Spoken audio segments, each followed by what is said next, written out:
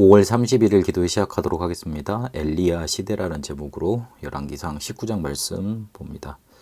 나의 끝은 하나님의 시작이 됩니다. 우리의 끝은 하나님이 맺으시는 겁니다. 우리는 끝났다고 생각을 하지만 하나님은 다른 시간표를 그리고 특별한 시간표를 준비하고 계십니다.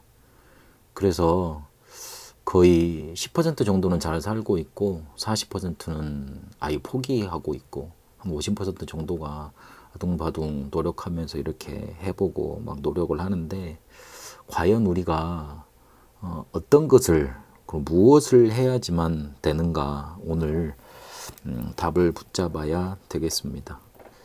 하나님은 모든 성도에게 특별한 시간표를 주셨다는 것, 그것 기억하고 그것을 답으로 붙잡아야지만 우리가 하는 것 속에 하나님의 응답 나타나게 되어 있습니다. 그러면 모든 성도에게 준비되어 있는 특별한 시간표란 어떤 것이냐? 첫 번째로 후대와 우리의 중요한 것을 살리는 시간표와 답을 하나님은 준비해 두셨습니다. 이렇게 후대와 우리 살리는 시간표와 답이 나타나기 전까지는 아직 끝난 것 아닙니다. 그리고 지도자들에게는 시대에 살리는 내용을 준비해 두셨습니다. 이것을 몰랐기 때문에 엘리야가 낙심했던 겁니다. 야곱은 요셉이 죽었다고 했을 때 끝났을 거라고 생각을 했을 겁니다. 그런데 요셉은 살아 있었고 하나님의 계획, 그가 마음속에 담았던 하나님의 계획이 성취가 되는 걸 보고 죽게 됩니다. 모세도 자기가 나이 많았기 때문에 나는 할 수 없다고, 나는 이제 끝났다고, 내가 도대체 무엇을 할 수 있냐고 하나님께 항변했습니다.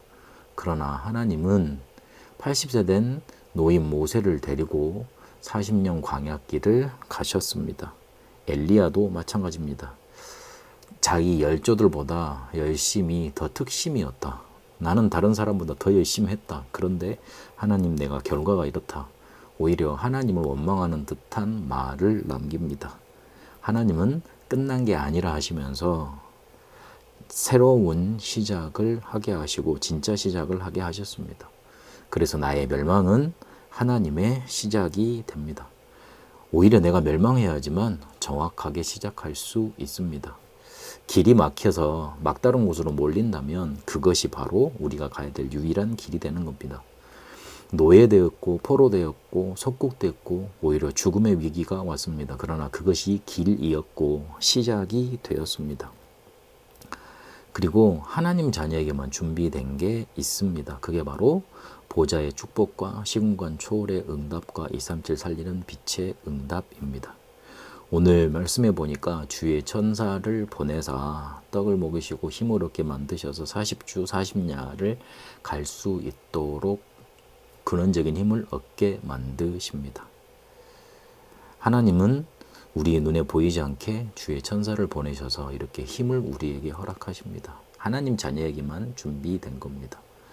호렙산에 이르렀을 때 바람, 지진 그런 것들이 일어났습니다. 그런데 그 중에 하나님이 계시지 않았고 세미한 음성 가운데 하나님의 메시지가 들려옵니다. 우리에게 바람, 지진, 태풍 그런 어마어마한 힘이 필요하지 않습니다. 정말 중요한 답은 하나님의 말씀에 있습니다. 그걸 들을 수 있어야 됩니다. 그리고 더 중요한 건 차세대와 후대 미래 살리는 시간표가 남아 있었습니다. 100명의 선지자가 숨겨져 있었고 7천 제자를 남겨두셨다 하셨고 도단성 운동 하나님이 예비하셨다 그렇게 이어가셨습니다. 그래서 우리가 이것 할 수 있도록 9가지 보좌의 축복으로 우리에게 우리 안에 세팅되어져야 합니다. 그 힘 가지고 묵상운동, 치유운동, 문화운동을 계속 벌려나가는 겁니다.